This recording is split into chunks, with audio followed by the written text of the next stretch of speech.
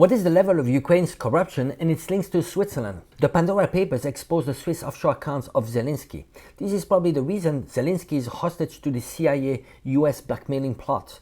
The US are probably telling the Ukraine's president, Zelensky, it is either you obey or we will prosecute you and make sure you're jailed, or maybe killed by us, and ultimately we will blame it on Russia.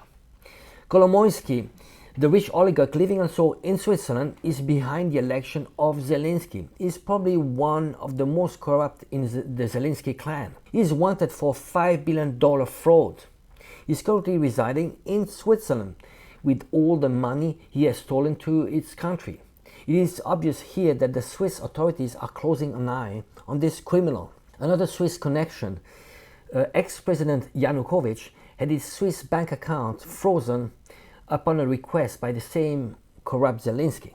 Recently, 3 Ukrainian politicians have acquired multi-million-dollar properties in the ski resort of Gstaad. Amongst them, there is Lyudmila Denisova, Ukraine human rights minister, who was just sacked for exaggeration on fake propaganda of alleged Russian war crimes.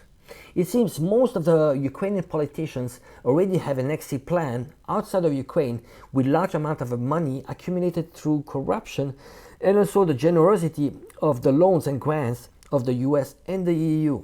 Those politicians have already sold Ukraine to EU-US interests, took all they could from their country in exchange of sacrificing the life of their soldiers, selling out their country to fight a US globalist war against Russia and for personal financial gains. It seems here also that Switzerland is playing again a safe haven role for those criminals.